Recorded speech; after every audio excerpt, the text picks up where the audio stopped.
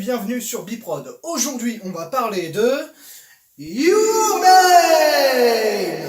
Excusez-moi, je faisais une hola mono personnelle. Makoto Shinkai est né le 9 février 1973 dans la préfecture de Nagano, au Japon. Sa passion pour la création remonte au collège avec les mangas et les romans qu'il lisait et les animés qu'il regardait. Son anime préféré est d'ailleurs Le Château dans le ciel, réalisé par Hayao Miyazaki. Il est d'ailleurs souvent surnommé le nouveau Miyazaki, comme plein d'autres, bien qu'il trouve que ça le surestime. Après plusieurs courts-métrages, il sort son premier film en 2004, intitulé La Tour au-delà des nuages. Il sortira son deuxième film 5 cm par seconde en 2007, dont le thème est celui de l'amour au-delà des distances. Il sortira Voyage vers Agartha en 2011 et The Garden of Words en 2013, et reviendra en 2016 avec le film du jour. Le film nous raconte l'histoire de Mitsuha, une adolescente de campagne orpheline de sa mère, vivant dans une famille traditionnelle et prête à tout quitter pour partir vivre à Tokyo. Elle commencera soudainement à échanger son corps avec Taki, un adolescent vivant à Tokyo avec son père. Chacun se retrouve soudainement dans la vie de l'autre et tenteront chacun de leur côté de comprendre pourquoi ces événements se produisent. J'ai découvert ce film assez tardivement par rapport à beaucoup de personnes malgré ce bouche-à-oreille dithyrambique, tout simplement parce que je n'en ai pas entendu parler et parce que la ville où j'habite ne passe pas d'animation japonaise. C'est Durendal à travers ses vlogs qui m'aura fait découvrir ce film, puis c'est lors d'une insomnie en décembre 2017 que j'ai décidé entre guillemets de sauter dans le vide.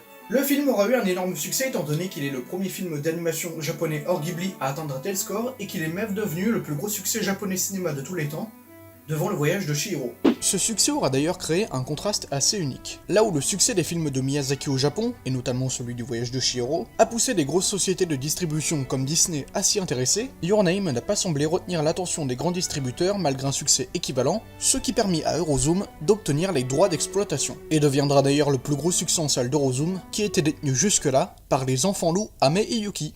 Dans son visuel, entre les lieux et les horaires, on peut sans aucun conteste dire que le film est une vraie prouesse technique, entre le tempérament calme de la campagne nippone et la vive ambiance que peut faire ressentir la ville de Tokyo. Ce respect pour la culture japonaise peut également se faire ressentir dans les inspirations des lieux du film, comme pour la ville d'Itomori qui est imaginaire, mais qui s'inspire de lieux réels fournissant une toile de fond et un côté réaliste à la petite ville. Ce qui est d'autant plus surprenant quand on sait que le destin de la ville d'Itomori est inspiré de la tragédie de Fukushima. Pour ce qui est de la musique, composée par le groupe Radwimps, elle accompagne selon moi assez bien les émotions que va faire ressentir le film, souvent douces et parfois poignantes, notamment dans la scène de flashback de Mitsuha. Et c'est justement dans le visuel du film qu'on peut retrouver un vrai respect pour l'histoire et les lieux du Japon, entre le respect pour ses traditions, le caractère beau et calme de la campagne, ou encore cette fascination et cette attirance pour le monde urbain à travers le personnage de Mitsuha. Et c'est à mon avis ce profond respect pour l'histoire du Japon qui a contribué au succès national du film. Le thème principal du film est bel et bien celui de l'adolescence, à travers le duo principal, avec Taki, ce jeune homme véritable mais droit et intentionné, et Mitsuha, cette jeune femme au fort caractère mais ayant quelque peu du mal à cacher ses émotions. L'adolescence, c'est en quelque sorte la découverte de soi-même à travers certaines scènes plutôt comiques, cette envie de partir découvrir le monde, et également cette envie de couper les ponts avec ses origines, en quelque sorte incarnée par le père de Mitsuha, prêt à renier ses deux filles après le décès de sa femme, malgré la bénédiction de la doyenne. Et c'est d'ailleurs à travers les femmes de la famille de Mitsuha qu'on peut trouver une forme de symbolique de l'héritage de la culture japonaise. Entre la grand-mère transmettant son savoir à la nouvelle génération et symbolisant le passé, entre Mitsuha qui tient le rôle de Miko au sanctuaire et symbolise le présent, et Yotsuha qui participe à la création du Kumiimo et symbolise la nouvelle génération et par extension, le futur. Et pour finir, je vais parler de la VF. Et par extension de la façon dont le Japon est doublé en France. En France, l'adaptation de la japanimation est faite depuis des textes japonais traduits en anglais. Pour ce qui est des comédiens et du directeur artistique, ils se basent sur les dialogues japonais, bien que ça peut être difficile de doubler depuis une langue avec laquelle on n'est pas à l'aise. Et cette méthode, elle n'est pas du tout récente. On faisait déjà ça à l'époque du Club Dorothée. Enfin, sauf pour les animés gérés par 4Kids qui ont entraîné Ascension en France de plusieurs épisodes de Pokémon, de plusieurs éléments de Yu-Gi-Oh! Ou la motivation du Dr Robotnik dans Sonic X. Donc pour faire simple, nous avons toujours adapté des textes japonais traduits en anglais, à quelques exceptions près. Maintenant, parlons de l'adaptation. Les textes originaux ont été écrits par Makoto Shinkai, et c'est connu, il fait tous ses projets de manière très personnelle. Et le truc qu'on peut se demander du coup c'est, est-ce qu'on peut vraiment adapter en VF des textes de Makoto Shinkai?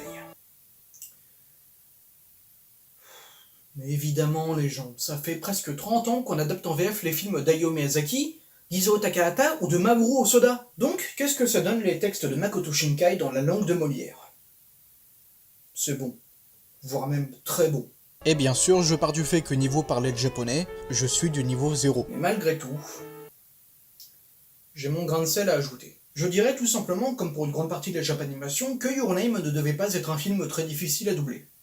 Les personnages principaux ont des traits de caractère assez communs et sonnent quelque peu comme du déjà vu, le schéma narratif est assez facile à suivre, les personnages secondaires sont des grosses caricatures en retrait, et l'animation des bouches est assez simple. Donc en clair, même si je pense que le doublage ne devait pas être difficile, il est très bon.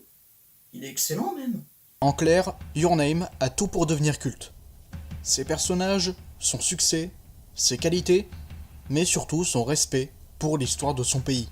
Sur ce, c'est déjà la fin de cette vidéo et j'espère qu'elle vous aura plu. Je vous invite donc à mettre votre avis sur le film en commentaire et je vous invite également à mettre un pouce bleu, à vous abonner, à partager et donc à mettre un comment.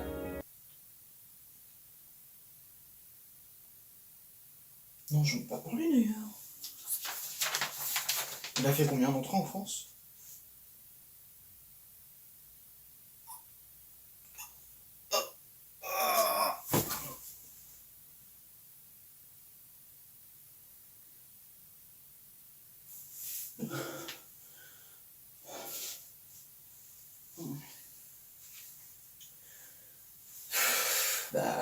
Oui.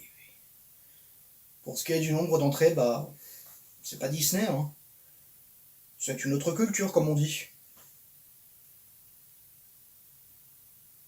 Merci d'avoir regardé la vidéo jusqu'au bout. Cette fois j'avais un œil plus fermé que l'autre mais c'est normal, ma conjonctivite s'était réveillée. Mais je vous rassure, mon œil va mieux et on se retrouve le 25 septembre à 17 h pour la vidéo sur la collection des Blu-ray, des DVD et des coffrets. Salut!